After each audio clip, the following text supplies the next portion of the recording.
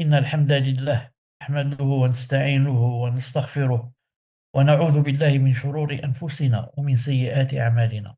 من يهده الله فلا مضل له ومن يضلل له.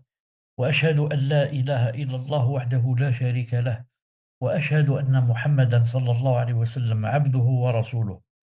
يا أيها الذين آمنوا اتقوا الله حق تقاته ولا تموتن إلا وأنتم مسلمون.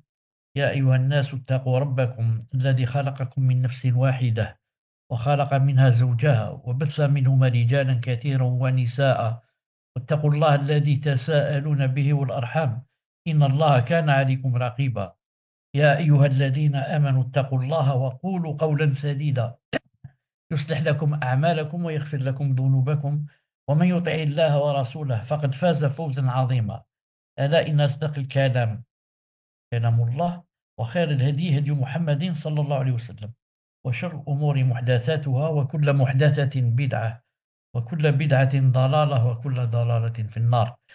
حياكم الله جميعا en cette soirée, hein, et ou plutôt en cet après-midi, et je donne la parole directement à l'admin Samir فليتوكل على الله سبحانه وتعالى.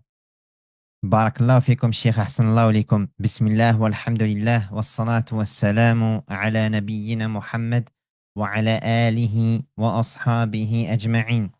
Donc, marhaban bikum en ce dimanche 27 Dhul Qa'da 1446 de l'Hégire, correspondant au 25 mai 2025, pour ce nouveau cours sur Usul ad-Da'wati Salafiyya, les fondements de la prédication salafiyya, du noble savant Abdus Salam ibn Barjas, alayhi rahmatullah, qu'Allah lui fasse miséricorde, et expliqué, commenté par notre cheikh ici présent, Abu Abdillah Muhammad Chalabi, hafidahullah ta'ala, qu'Allah le préserve. Donc, afin de faire un petit récapitulatif avant de débuter ce cours, nous avions vu lors des cours précédents 5 fondements. Le premier fondement était l'importance et l'attention particulière de rechercher la science légiférée et de s'instruire dans la religion. Le second fondement était la promptitude à l'application de l'islam. Le troisième était l'appel à Allah, la da'wah, avec clairvoyance, avec basira, avec ilm. Le quatrième fondement était l'attention portée à la croyance des pieux prédécesseurs dans la science, la pratique et l'enseignement. Le cinquième fondement, et c'était le fondement que nous avons étudié lors du cours précédent, ce fondement était l'attention portée à la sunnah prophétique, le souci de la mettre en pratique et l'appel à cela. Et en ce dimanche 27 Dhul Qa'da, 25 mai, bi'idnillah, nous allons étudier le sixième fondement qui a pour titre Al-Irtibat al-Wathiq bi'ulama'i sunnah, l'attachement ferme aux savants de la sunnah. جزاك الله خيرا وبارك الله فيك. الحمد لله. Donc nous sommes au sixième fondement, Inch'Allah Ta'ala, qui est l'attachement ferme aux savants de la Sunna. Je voudrais juste rappeler que Ibn Barjas, qui est mort d'Allah très jeune, qui a laissé beaucoup de livres après lui, voulait dire qu'il a écrit ce livre, Usul Da'wa Salafiyya, les fondements de la prédication salafiyya, spécialement pour deux causes. Non, j'avais dit la première, c'est que beaucoup de gens de nos jours parlent au nom de la salafiyya alors qu'eux-mêmes ne sont pas salafis. Et la deuxième, qui est aussi une suite à la première cause, il a dit que beaucoup aussi, comment qu'ils font, ils se cachent derrière les grands savants. Ils disent Ibn Uthaymin a dit, Cheikh Ben Baz a dit, Cheikh Mohammed Ben Abouab a dit, Cheikh Mohammed Ben Hadi a dit, et comme ça Ibn Taymiyyah a dit. Alors, ils trompent les gens. Ceux qui ne savent pas, ils disent, Masha'Allah. Et donc, ce sont des salafis. Hein. La preuve, ils citent les noms des grands savants salafis. Alors que, au fond, ils ne le sont pas. Ils ne sont pas salafis. C'est ça qu'il a écrit maintenant. Il a dit donc, en écrivant ce livre, Inch'Allah Ta'ala, je vais mettre quels sont les fondements de la salafiyya. C'est-à-dire, est-ce que le fait, seulement de citer un savant salafi, ça veut dire que la personne qui l'a cité est salafi? Non. Donc, pour être salafi, il y a des critères qu'on doit observer. Non, il y a des critères qu'on doit observer. On a cité 5. Aujourd'hui, le sixième, l'attachement ferme aux savants de la sunna. Par contre, si tu vas voir ceux qui sont pas salafis, ils ne s'attachent pas aux savants de la sunna, aux grands savants de la sunna. Aux grands savants de la sunna, même yani, ils les dénigrent, même ils les dénigrent. Allah l'adim. نعم, comme ils ont dénigré Cheikh Ben Baz, Taymiyyah, Al-Albani, Ibn Uthaymin. Enfin, ils n'ont pas laissé yani, un savant sans le critiquer, le dénigrer. Pourquoi? Parce qu'ils ne marchent pas avec eux dans leur takfir, dans leur khawarij, dans leur... Ils ne marchent pas avec eux, rawafid, ils ne marchent pas avec yani, les mubtadi'a. المهم, تفضل سمير. Assalamu alaikum, Cheikh. Nul n'ignore le mérite des savants, ni la place qu'ils occupent dans la législation islamique. Toutefois, certaines personnes confondent l'incitation à s'attacher aux savants avec le fanatisme à leur égard et l'imitation aveugle.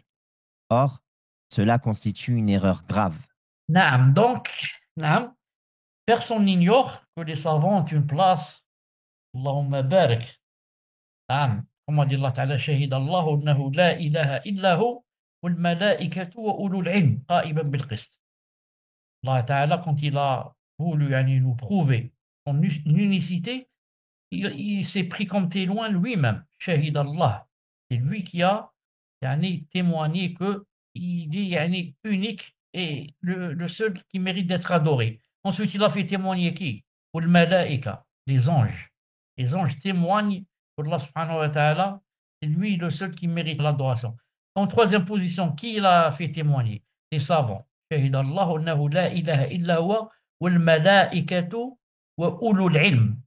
Allah atteste, et aussi les anges et les doués de science, qu'il n'y a point de divinité digne d'être adorée en dehors de lui, le mainteneur de la justice, point de divinité digne d'être adorée à part lui, le puissant, le sage. Jazakallahu khairan. Donc vous voyez, yani, les doués de science, les savants, comme Allah Azza wa Jalla les a cités, comme quoi ils témoignent de l'unicité d'Allah subhanahu wa ta'ala. Ça veut dire que celui qui n'est pas savant, ou celui qui ne recherche pas la science, ce n'est pas étonnant qu'on le trouve, yani, qu'il fasse du shirk, par exemple. Pourquoi? Parce que Allah a cité que ceux qui témoignent de son unicité sont les doués de science. Et celui qui n'est pas doué de science, qui est jahil, et donc la plupart du temps, il fait du shirk, hein, beaucoup de shirk même. Toutefois, certaines personnes confondent l'incitation à s'attacher aux savants avec le fanatisme à leur égard. Naam. Bien sûr, il y a beaucoup de bienfaits يعني, من Allah subhanahu wa ta'ala, et même des hadiths. Beaucoup de hadiths ont fait يعني, l'éloge يعني, aux savants, à celui qui cherche la science. Le hadith le plus connu, c'est le hadith du prophète sallallahu alayhi wa sallam, Man yuridillahu bihi khayran yufaqihu fi din. Quiconque Allah ta'ala lui veut du bien, l'instruit dans sa religion. Il lui donne l'instruction et le ilm, la science de la religion. C'est-à-dire quiconque ta'ala lui veut du bien. Pourquoi? Parce qu'en lui donnant la science de la religion, dans cette vie, il va être loin des bid'a, loin des grands péchés. Pourquoi? Parce qu'il a la science. Il sait que ceci est haram, ceci ça se fait pas. Ceci est un grand péché, ça ce n'est pas un grand péché, comme ça. Il peut discerner. Non. Jusqu'à présent, tu trouves des gens qui, par exemple, ne savent pas que l'usure riba, c'est un grand péché, parmi les plus grands même. Non. Et il y a toujours yani, son compte bancaire et c'est normal et on lui donne des intérêts, il est joyeux, on me donne des intérêts, j'avais 100 euros, maintenant j'ai 120, j'ai 150, il est heureux. Il ne sait pas que le hadith a dit que le moindre péché de la zina, le moindre degré, il a dit c'est comme celui qui fait la zina avec sa mère. Imaginez un enfant qui fait sa zina avec sa mère. Allahu Akbar, la hawla wa la quwwata illa billah. Hein. Il a dit ça c'est par rapport à un seul dirham ou un dinar d'usure. Alors, j'ai dit voilà par rapport à ceux qui ont la science, ils savent que ça c'est haram, donc ils sont détournés, alhamdoulilah.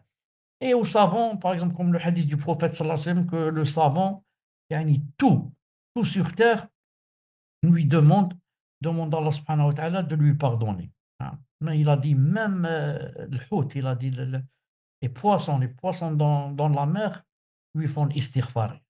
Par rapport aux savants, il lui demande à Allah ta'ala de lui pardonner. Même yani, les insectes, les fourmis, il n'y a pas une chose qui Cheikh, vont... Non, تفضل. le prophète alayhi salatu wassalam, a dit, toutes les choses, même les poissons dans la mer, demandent pardon à Allah pour celui qui enseigne le bien aux gens. جزاك الله خير. Donc celui qui enseigne le bien aux gens, et enseigner aux gens, ce n'est pas seulement yani, avoir une séance ou yani, dans la mosquée pour, comme fait l'imam ou la monter sur le mimbar.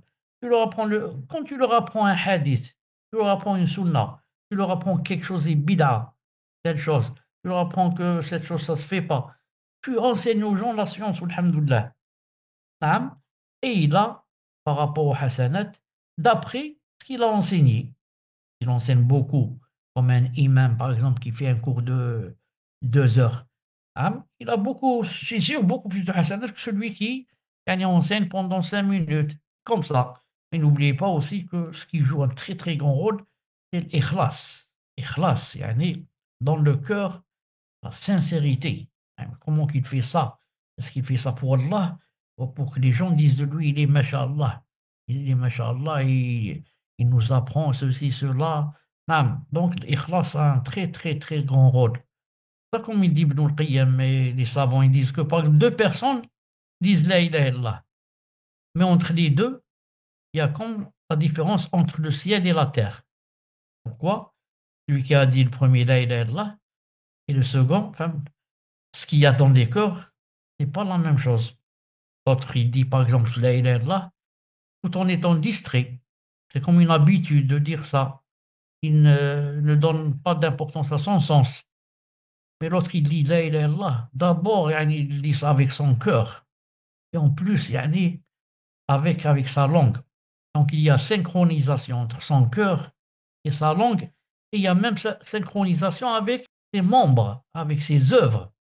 Ah, c'est pas il dit la ilaha illallah, ensuite il va adorer la tombe.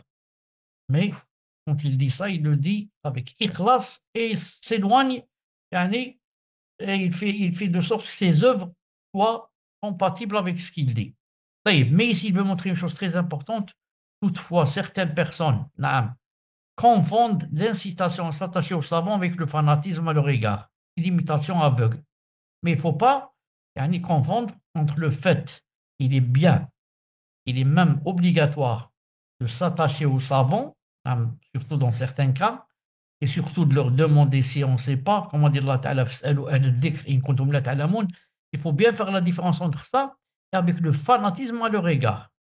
Enfin, les rawafid qui ils disent de leurs savants qu'ils sont ma'soumoun, qu'ils sont infaillibles.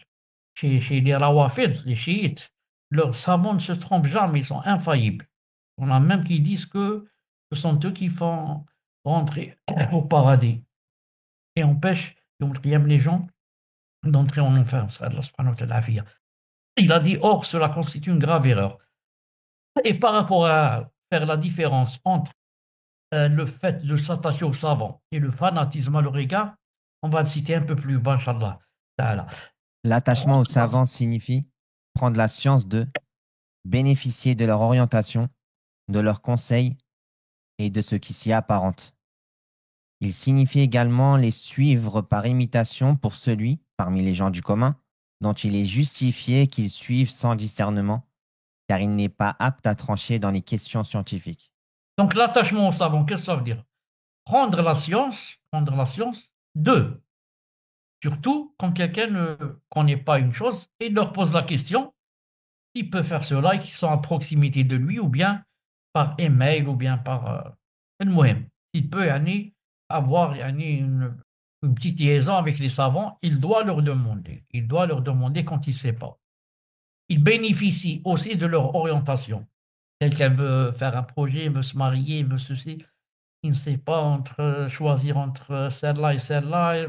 المهم, il peut demander au savant de lui donner une orientation. Les conseils aussi, ce qui est apparent. Il signifie également les suivre par imitation pour celui parmi les gens du commun dont il est justifié qu'ils suivent sans discernement, car il n'est pas apte à trancher dans les questions scientifiques.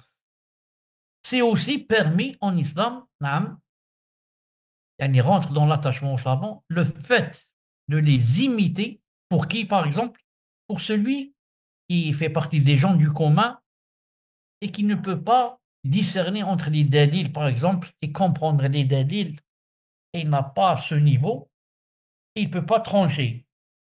dans les questions scientifiques, celui-là, son obligation, c'est quoi? C'est de demander aux savants, par exemple, mais de les suivre même s'ils ne lui donnent pas un dalil. Pourquoi? Déjà, le fait, même si on lui donne un dalil, peut-être qu'il ne va pas comprendre.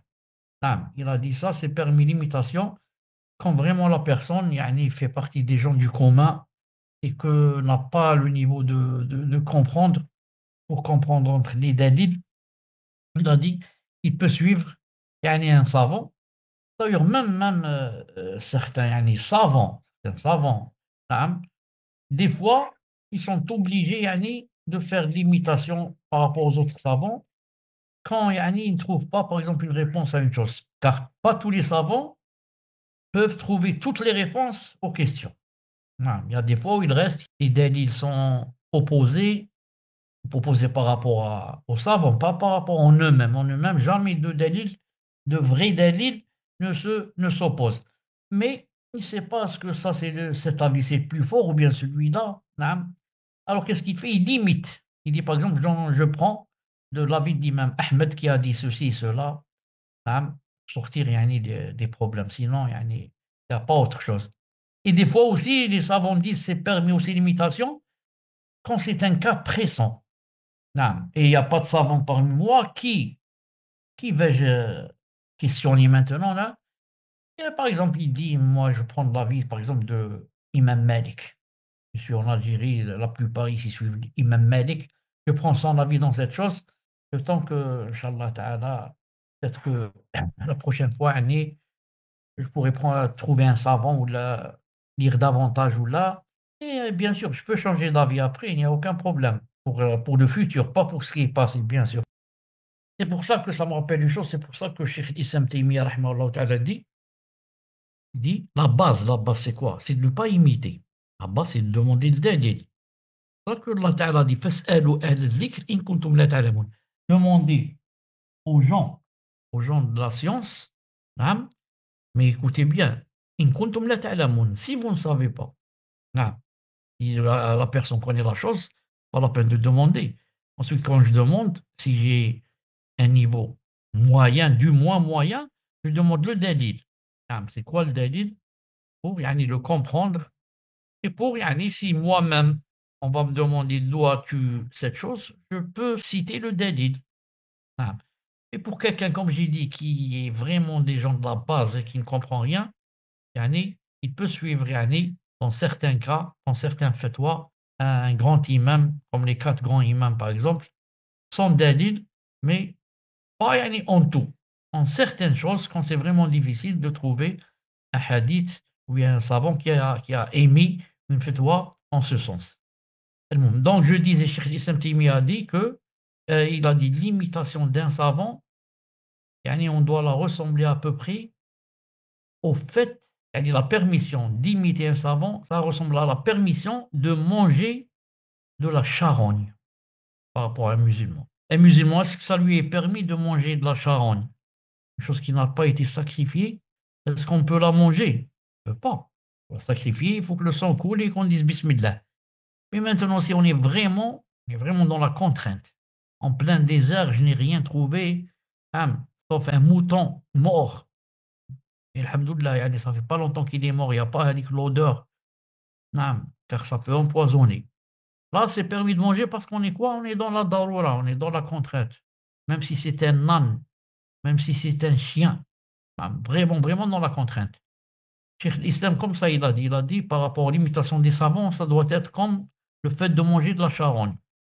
C'est-à-dire, on ne le fait que vraiment dans la contrainte. Sinon, c'est quoi la base? La base, qu'a dit Allah, qu'a dit son prophète.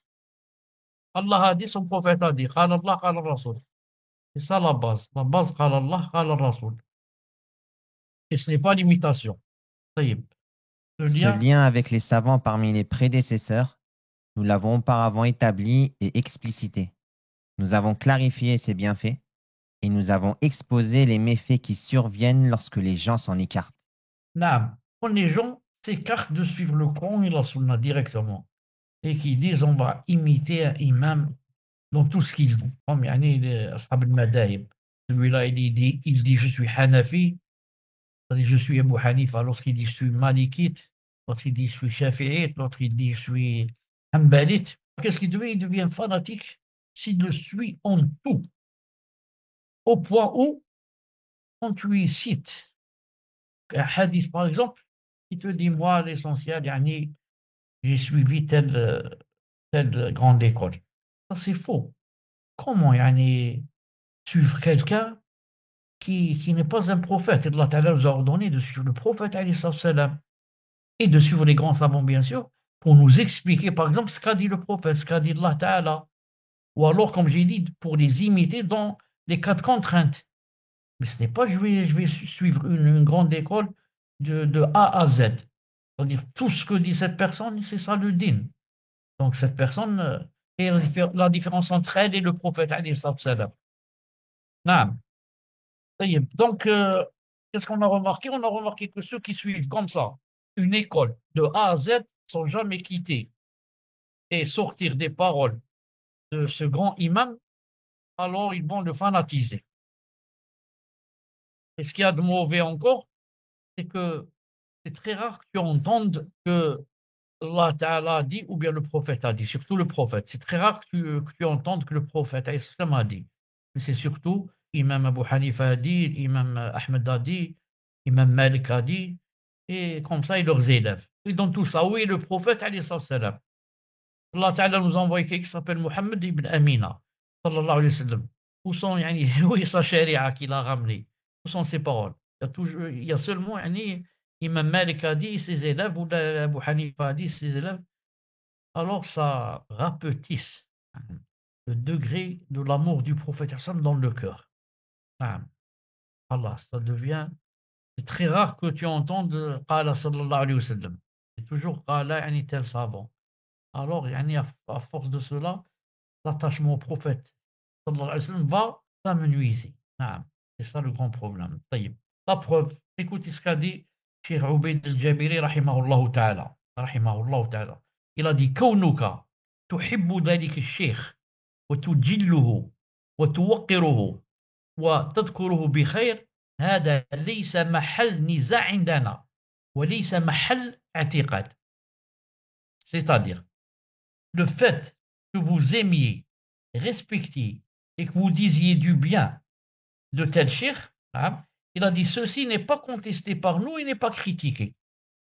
Le fait que tu dises du bien et que tu respectes tel imam ou tel savant ou tel grand savant, surtout s'il est un savant connu pour la bonne aqidah et le bon minhaj, il n'y a aucun problème pour nous que tu fasses cela. C'est même bien. C'est bien de faire les éloges, par exemple, de Cheikh Ibn Uthaymin, rahimahullah, de Cheikh Fawzan, de Cheikh Taymiyyah. C'est bien de faire leurs éloges. Il n'y a aucun problème pour nous, il a dit. لكن لكن كونك تعمي بصرك وتصم سمعك عن رد مخالفته التي بينها أهل العلم بالدليل فهذا والله وتالله وبالله لهو عين الحزبية المقيتة فإنك تضل وتضل وتركب البدعة الحزبية. Il a dit ça dans Sharh Kitab Lu'lu' al-Marjan. Il a dit le fait que vous aimiez respecter, vous disiez du bien de tel cheikh.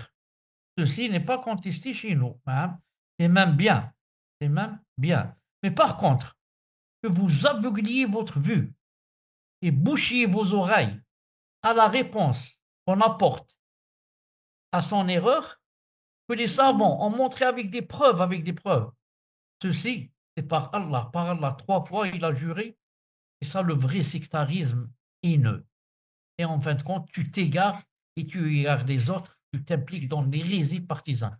En arabe, il a dit tu es monté, comme on dit la vague, tu as pris la vague de la bid'a hizbiya, l'hérésie partisane. Donc c'est quoi qui n'est pas bien? C'est bien de faire des éloges d'un savant, masha'Allah, il est dans la sunna, mais ce qui n'est pas bien, que tu aveugles tes yeux et tu bouges tes oreilles quand on te dit que dans telle chose, ton cheikh s'est trompé. Et voilà les savants ce qu'ils ont dit par rapport à cette faute. Ils l'ont montré avec des preuves. Donc, c'est ça ce qui n'est pas bien. C'est ça le fanatisme. Ça veut dire tout ce que dit ton cheikh, On doit يعني, l'écouter, on doit dire c'est ça la vérité absolue. Alors que c'est faux. Il n'y a pas une personne qui ne se trompe pas. Pas كل بني آدم خطاء خير الخطائين التوابون. Tous les êtres humains font des fautes. Les meilleurs sont ceux qui font la tauba, comme dit le prophète. Il a dit car ceci, il a juré 3 fois, c'est le sectarisme haineux. Et tu t'égares en disant cela, en prenant ce comportement. Et tu égares les autres, car tu vas leur faire croire que ton shir yani, est yani, infaillible. Non, je te cite qu'on dit les savants. Ah, preuve sur l'appui. Non, ils ont yani, des hadiths, des ayats qui contredisent ce qu'a dit ton savant. Tu dis non, c'est lui qui a raison. Alors, tu vas rentrer dans la bid'a partisane. C'est pour ça, comme j'ai dit, c'est très mauvais de prendre une école yani, juridique comme ça et de la suivre aveuglément, de A à Z. Ensuite, à chaque fois que je te dis, voilà, ça c'est contraire à ce qu'a dit le prophète, alayhi salam, ou voilà les savants ce qu'ils ont dit par rapport à ce que tu dis maintenant, tu dis non. Pourquoi? L'imam Malik ne sait pas ça. L'imam Ahmed bin Hanbal ne sait pas ça, toi tu lui corriges. Et l'imam Abu Hanifa, il ne sait pas ça. S'il est Hanafi, il est comme ça. S'il est Shafi'i, il va te dire, donc toi tu es plus savant que l'imam Shafi'i. Ou si tu lui cites ton savant, il va te dire donc ton savant est plus savant que l'imam Shafi'i, que l'imam Malik, et comme ça. Et tu ne pourras rien faire là s'il est parti dans يعني, l'hérésie partisane. والعياذ بالله. تفضل. Le cheikh Abdurrahman al-Sa'di, rahimahullah, qu'Allah lui fasse miséricorde, a dit, en évoquant les bienfaits d'Allah sur cette contrée d'Arabie Saoudite, Allah a purifié pour vous votre religion des innovations religieuses et de l'association à Allah. Il vous a préservé des moyens qui mènent à l'association, shirk, et des voies de l'égarement et de la perdition, par des moyens et des causes qu'il a lui-même facilités. Il a établi, pour vous, chaque imam cheminant avec rectitude sur la voie droite. Votre imam, l'imam Ahmed ibn Hanbal, rahimahullah, fut le plus grand imam dans la transmission de la sunna et du Coran. Par lui, par ses compagnons, ceux qui l'ont suivi et ses semblables, on distingue le partisan de la sunna de l'innovateur, parmi toutes les factions et les groupes, jusqu'à ce qu'Allah ait établi l'érudit de l'islam et des musulmans, Ahmed ibn Taymiyyah, rahimahullah. Il combattit les mécréants, les hypocrites et l'ensemble des hérédiques. Il mit en lumière la sunna explicite, ainsi que ses signes et ses sciences, qui échappaient même aux anciens et aux contemporains. Ses élèves et ceux qui le suivirent parmi les savants scrupuleux ont emprunté sa voie jusqu'à ce qu'advienne le tour de l'érudit de la péninsule arabique et son imam, le savant de l'islam, Mohammed ibn Abdil Wahhab. Donc, Cheikh Saadi, rahimahullah ta'ala, parle يعني, de son pays, de l'Arabie Saoudite. Allah subhanahu wa ta'ala, bien sûr, a donné beaucoup de bienfaits. Entre autres, يعني, beaucoup de grands savants sont venus de ce côté-là et de ce pays. Vous remarquez que يعني, la plupart des grands savants se trouvent toujours hein, en Arabie Saoudite. A commencé déjà يعني, par l'imam Malik. L'imam Malik lui-même, يعني, il est né à Médine et il est mort à Médine. المهم, en Arabie Saoudite, يعني, les derniers temps, après la venue de l'imam Ahmed, hein, et maintenant, si on revient marche arrière, يعني, des centaines d'années, ils suivent comme rite religieux officiel le hanbalisme. Comme ici en Algérie, le rite officiel, c'est le malikisme. Naam. Et parmi yani, les grands savants qu'ils ont choisi, comme j'ai dit, ils ont choisi yani, le rite de l'imam Ahmed, rahimahullah ta'ala. Pourquoi? Parce que d'abord, d'abord, c'est le dernier imam. Naam. Il y a Abu Hanifa et Malik qui étaient à peu près à la même époque, mais ne se sont pas rencontrés. Il y a ensuite l'imam Shafi'i, qui est l'élève de l'imam Malik. Il y a Ahmed ibn Hanbal qui est l'élève de Shafi'i. Donc le dernier, c'est l'imam Ahmed. Et vous savez tous que plus quelqu'un vient en dernier, plus je ne vais pas dire il aura plus de ilm que ceux qui l'ont précédé. Mais je veux dire, il peut avoir accès aux connaissances plus que celui qui l'a précédé. Donc attention, il y a une grande différence entre moi, par exemple, je suis venu après Ibn Taymiyyah, hein, il y a une grande différence entre que j'ai plus de science que lui et la différence avec j'ai plus accès aux connaissances que lui, et surtout vite. Moi, j'appuie sur un point ici, sur la Mektaba, par exemple, Shamila, je lui écris un mot d'un hadith, il me sort 12 000 ou 120 000 livres hein, où c'est cité le même hadith. Avec qui il y a les chaînes de transmission et qui l'a cité, qui a dit qu'il est bon, qui a dit qu'il est daïf, qui a dit ceci, cela. Et ça ne veut pas dire que je suis plus savant que lui. Avoir accès aux connaissances, c'est une chose, être savant, c'en est une autre.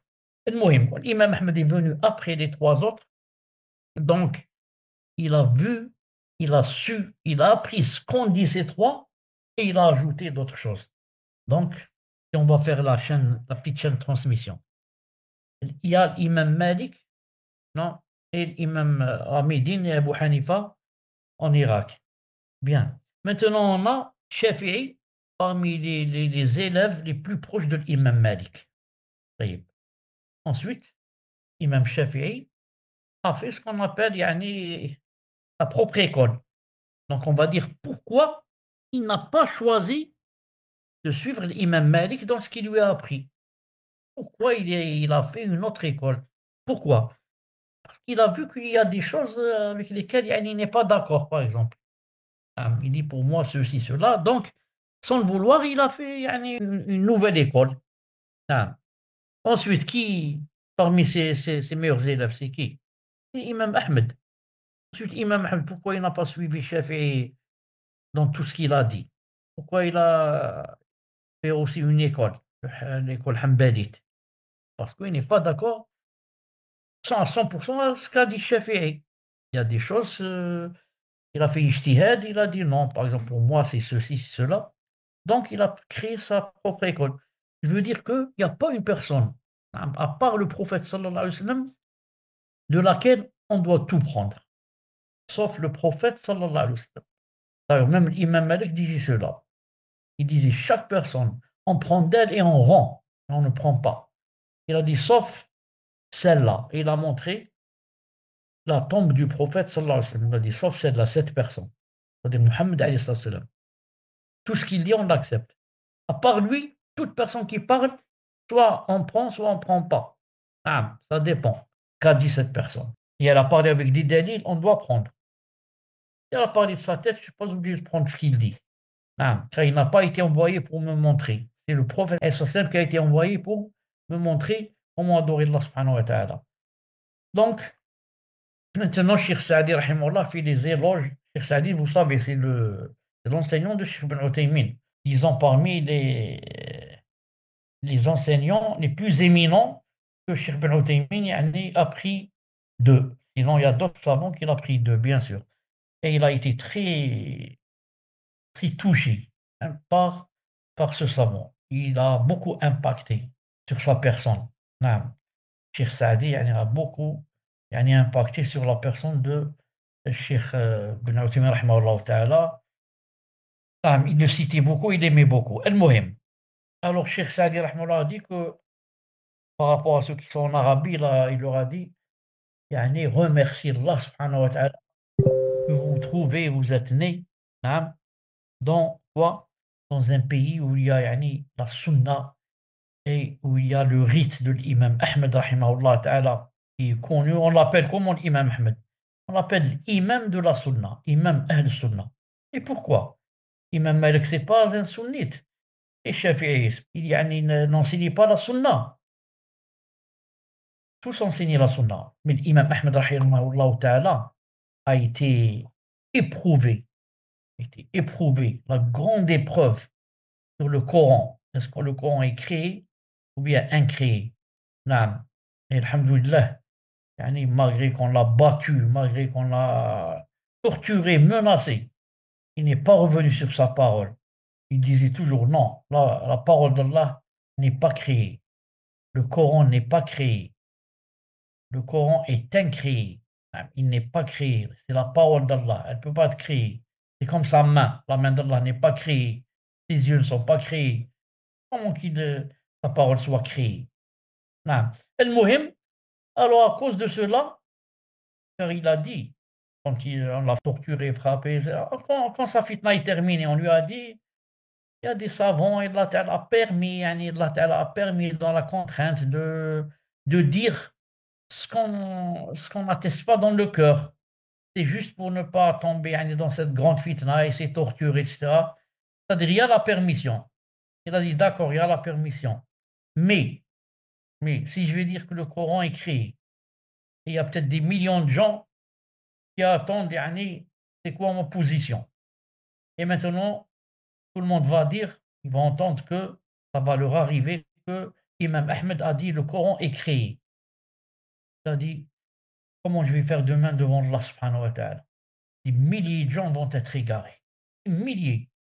Place, Imam Ahmed a dit le Coran est créé. On était présents dans ses assises, devant le roi et devant le sultan, etc., quand il a dit ça, et devant les juges. Naam. Donc, combien de milliers de gens vont être égarés? Naam. Il y a des gens qui en vont écouter ça, par exemple, et ils vont voyager vers un autre pays. Et ils vont divulguer ça dans l'autre pays. Et divulguer ça à leur famille, leurs enfants, leurs voisins. Naam.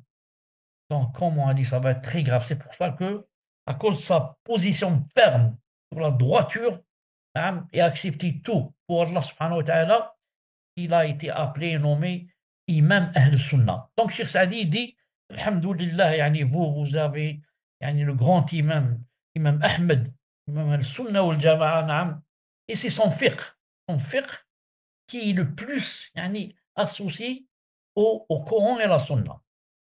C'est-à-dire qu'il a été travaillé par ses élèves. C'est surtout son fiqh, mais travaillé en appuyant sur des preuves. Ce n'est pas par exemple comme fiqh maliki, c'est tout dernièrement qu'ils ont commencé à lui chercher les hadiths, etc. Ce n'est pas la faute de l'imam Malik, rahimahullah, mais la faute de ses élèves. Il y a beaucoup de, pas tous. Ce n'est pas comme Ibn Arabi ou là. Non, d'autres qui ont transmis son savoir sans dalil. Comme ça, l'imam Malik a dit, l'imam qui donne le Mawata, l'imam qui donne le Mudawwana, l'imam a dit ceci, et ça s'est arrêté là sans dalil.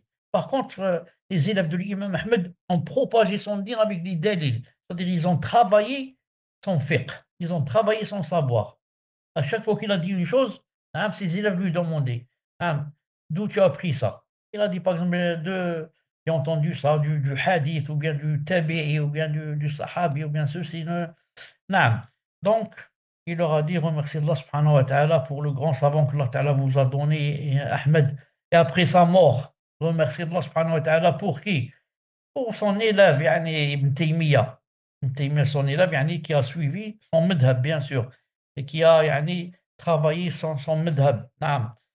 Sinon, Ibn Taymiyyah, rahimahullah, c'est lui-même quelqu'un qui a le niveau de l'ijtihad. Ijtihad, c'est comment en français? Effort d'interprétation.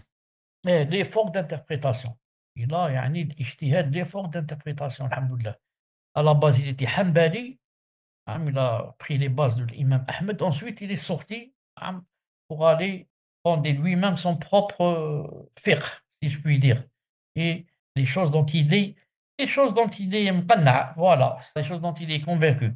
Alors, il a combattu, la preuve, il a combattu les mécréants, les hypocrites et l'ensemble de Al-Bida'. Il a mis en lumière la sunna explicite. Chaque fois qu'il dit une phrase, et il a fait suivre par un hadith ou un verset. Un hadith. Et comme ça. Ainsi que ces signes et ces sciences qui échappaient même aux anciens, aux contemporains. Allah Ta'ala lui a donné un ilm, un savoir, une intelligence inouïe. Ceux qui étaient avec lui disaient quand tu vois Taymiyyah, comme a dit Dhahab et autres, il a dit je n'ai jamais vu, je ne pense pas qu'il y ait quelqu'un comme lui.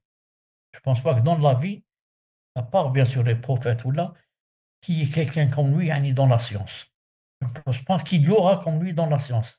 Il a dit même lui, même Taymiyyah lui-même, ça veut dire Dhahabi a dit, il a dit même Imam Taymiyyah lui-même n'a pas vu quelqu'un, un exemplaire comme lui. Il a dit même Taymiyyah n'a pas vu il a rencontré dans sa vie quelqu'un comme lui, yani, qui a cette science, Masha'Allah, pour combattre les hypocrites, les mécréants. Il les combat avec quoi? Avec l'épée. Il les combat avec les dalils, avec les preuves. Le Coran, la Sunna, Allah a dit, le prophète a dit. Naam. Et pour dire cela, les combattre, tu connais rien du Coran, toi. Tu connais pas les hadiths. Tu connais pas ce qu'ont dit les savants. Comment tu peux combattre quelqu'un? Moi, par exemple, maintenant, exemple, hein, imaginez le communisme maintenant. Naam. Je sais à 100% que c'est contraire à l'islam. Naam. C'est contraire à la charia, etc. Je veux maintenant combattre ces idées-là. Est-ce que je peux si je ne connais pas c'est quoi le communisme? Quelles sont ses bases? Quels sont ses savants? Quels sont yani, ses prêcheurs? Hein, qui est de Staline? Qui est de Marx? Qui est de... Je dois lire le Capital de Marx, je dois lire tous les livres des communistes. Ensuite, je peux dire et prouver que les communistes yani, sont dans le faux. C'est un exemple. Toi, tu veux combattre, par exemple, les Mu'tazila ou les Jahmiya ou là. On n'est pas yani, c'est quoi leur base? Tu ne connais pas ce qu'ils disent exactement. Donc tu dois connaître ça pour combattre. Et Allah Ta'ala dit ça dans le Coran. Il a dit وَكَذَلِكَ نُفَصِّلُ الْآيَاتِ وَلِتَسْتَبِينَ سَبِيلُ الْمُجْرِمِينَ. En parlant du prophète, il a dit, et ainsi, à peu près en ce sens, on t'explicite, on te montre les versets, ayat, et ayat, c'est-à-dire les signes aussi. Il a dit comme ça, pour que le chemin des mujrimin et des hada, pour qu'il soit clair pour toi. C'est-à-dire le chemin des mujrimin, il doit être yani, clair pour toi. C'est-à-dire si leur chemin n'est pas clair, tu ne sais pas ce qu'ils disent, tu sais pas, tu ne peux pas les combattre. Tu peux pas les combattre. Ensuite, après Ibn Taymiyyah, bien sûr, rahimahullah, est venu Mohammed Abd Wahhab, qui s'acquitta de cette mission la plus complète. Naam. Il s'acquitta de cette mission de la manière la plus complète et ne cessa de lutter contre les ennemis jusqu'à propager l'unicité pure et la sunna authentique entre les serviteurs. Il a réprimé l'association et ses voies, l'innovation religieuse et la corruption. Ainsi, la péninsule fut purifiée, louange à Allah, walillahil hamd, totalement imprégnée de la sunna et de l'unicité. Après Ibn Taymiyyah, rahimahullah ta'ala, est venu qui? Mohammed ibn Abd Wahhab. Celui-là, rahimahullah ta'ala, c'est l'une des personnes les plus détestées après Ibn Taymiyyah, rahimahullah, par les gens de l'hérésie et de la bid'a. Tu dis un mot, le prophète m'a dit ceci, cela, il te dit tu es wahhabi. Tu es wahhabi. Hasbunallah wa ni'mal wakil. Cher, Naam. en France, c'est très connu. L'Ikhwan, ils taxent beaucoup de salafines, ils disent wahhabit, wahhabit. Oui, les frères musulmans et surtout les ahbash, les habash, Farfar. oh, très très grave, les ahbash. La première chose qu'ils te disent, hein, attention à يعني Ibn Kathir, Ibn Baz, Mohammed al-Wahhab, Ibn Taymiyyah. Pourquoi? Parce que ceux-là, ces grands savants, montrent leurs hérésies, montrent leur bidra, ils montrent leurs fautes et montrent leur égarement. Alors moi, si je veux que personne ne sache que je suis égaré et ne montre mes égarements, je dois combattre celui qui les montre. S'il y a quelqu'un qui, du matin au soir, est en train de parler, par exemple, sur moi, il dit celui-là, c'est un mubtadi, il ne faut pas l'écouter, il faut ceci, il faut cela. Donc, mon but, je dois combattre celui-là pour qu'il se taise, pour que les gens, ils n'impactent pas sur eux. Non, pour que les gens, yani, ne l'écoutent pas. Si c'est possible, même qu'ils meurent, yani, ça me ferait plaisir. Alors, quand tu dis Mohammed Abd Wahhab, c'est très grave pour les gens de la Bida.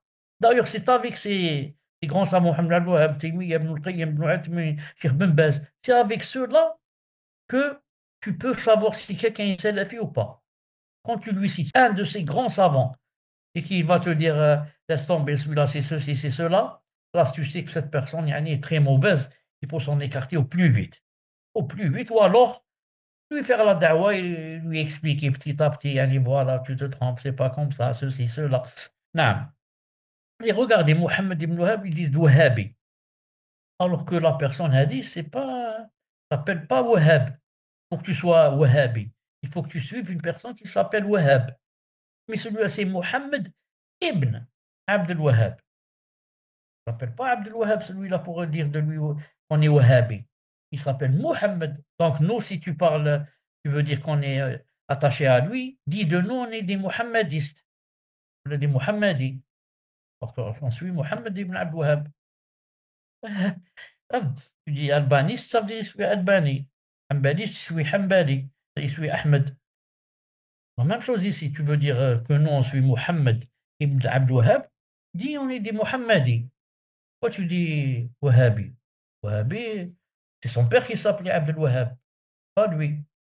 Son père n'a pas le même, n'a pas fait la même chose qu'a fait son fils, Mohammed. المهم, Issa qui a cette mission, hein, il dit il ne faut pas oublier les grands bienfaits pour l'Arabie Saoudite et pour ses savants. Comme ça dit Cheikh Saadi, il dit l'Arabie Saoudite se trouve la sunna et l'unicité. Bien sûr, en Arabie, il y a aussi des fautes. Il y a des grandes fautes. Il y a des personnes qui font de mauvaises choses. Et il y a des personnes qui font des grands péchés. Naam.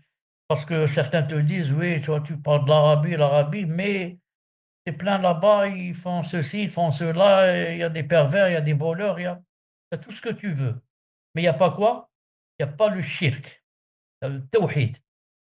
Il y a le vol, il y a, je sais pas, il y a l'alcool, il y a ce que tu veux en cachette, mais il n'y a pas de shirk. Regarde-toi, par exemple, dans les pays musulmans, c'est plein de dons, c'est plein de marabouts, c'est plein de, ils vont là-bas, devant la tombe, ils demandent à celui qui est mort et que les vers de terre ont mangé son corps. Et maintenant, c'est seulement des os pleins de fourmis et de vers. Et ils demandent à cette personne, yani, de l'aider à ce qu'il lui donne des enfants et de l'aider pour que la pluie tombe, et comme ça. Et il délaisse Allah subhanahu wa ta'ala qui les a créés. Ça, il n'y a pas là-bas. Non, là-bas, il n'y a pas là-bas, il n'y a pas de dôme, il n'y a pas de marabout. Alhamdulillah. Et c'est ça, hein, la grande différence entre l'Arabie Saoudite et tous les autres pays.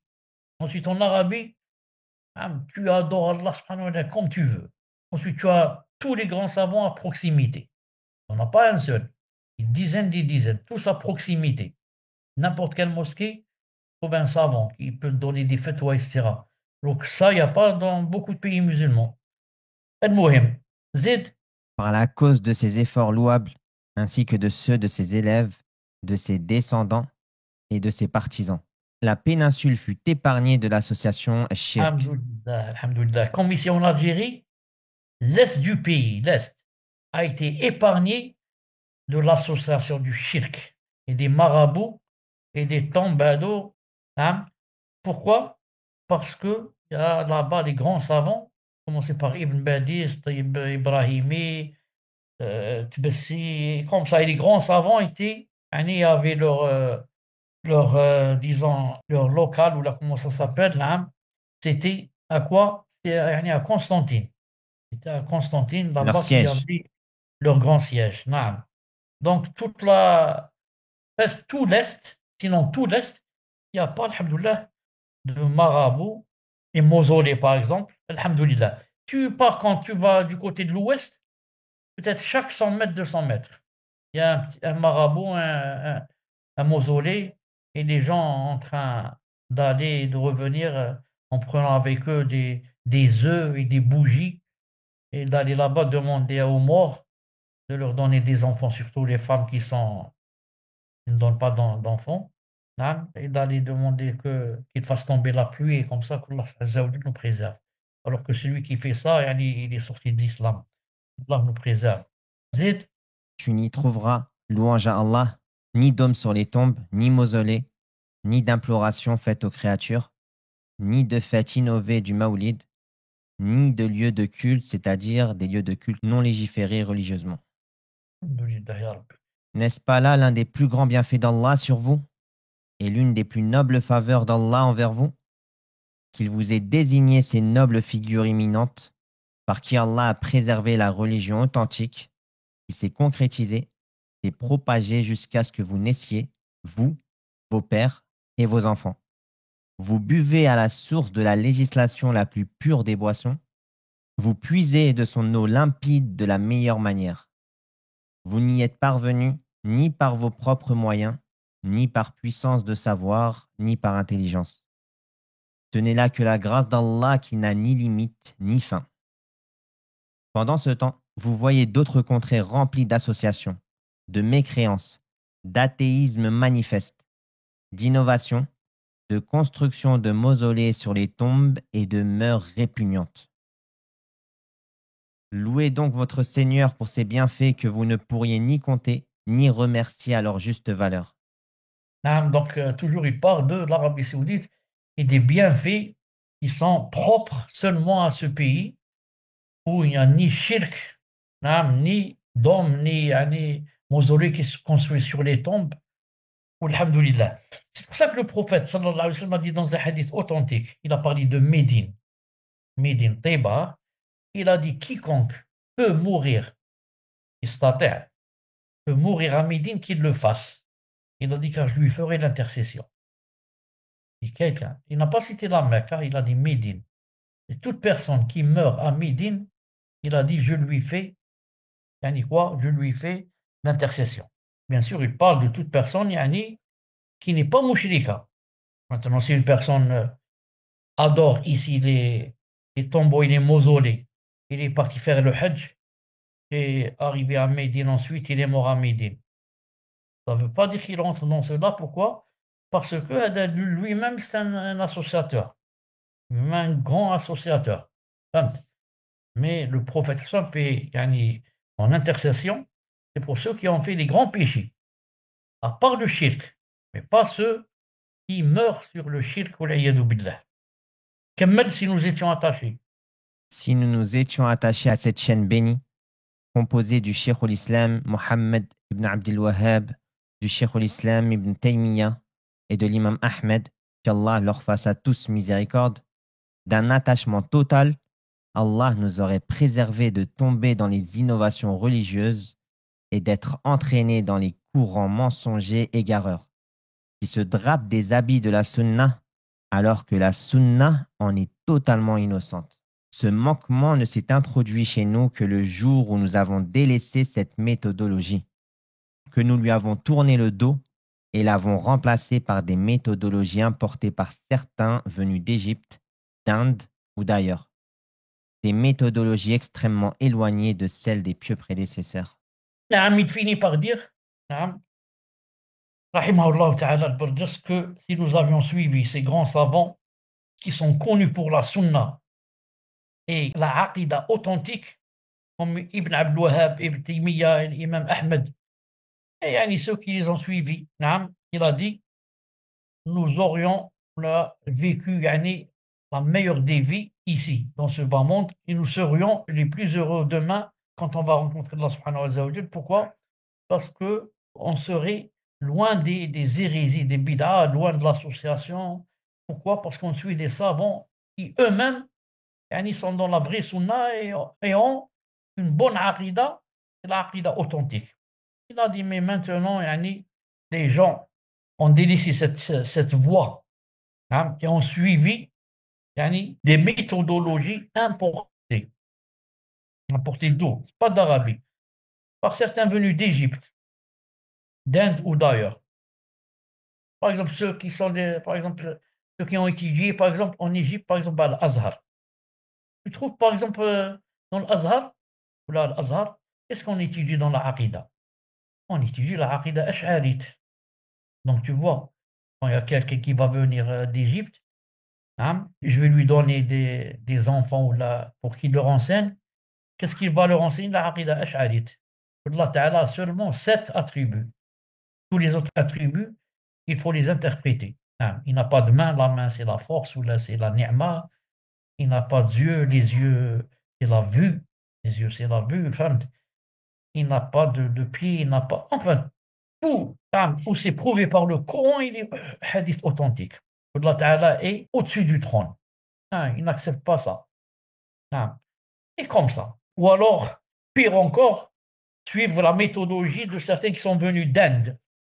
C'est très grave. D'ailleurs, il va te faire entrer l'islam avec le bouddhisme. D'ailleurs, il y a la méthodologie de l'islam croisée avec le bouddhisme. Ça s'appelle les sikhs. Les sikhs, comme ça ils disent. Ils disent, je suis un sikh. On a beaucoup, beaucoup au Koweït. Imarat, Kada, Dubaï, c'est plein de sikhs. Ils portent un grand turban sur la tête et il ne touche aucun poil jusqu'à ce qu'il meure. Depuis qu'il naisse jusqu'à ce qu'il meure, aucun poil dans tout le corps, aucun poil. Si vous trouvez, ils ont une très grande barbe. Des fois qu'ils mettent même un filet. Ils mettent un filet sur leur barbe. Et beaucoup de cheveux comme ça tressés, mais on ne peut pas les voir parce qu'ils mettent un turban, un grand turban sur la tête. Ça s'appelle des sirs. Sir, qu'est-ce que ça veut dire? Ça veut dire cheikh. Cheikh à la base. C'est quoi cheikh?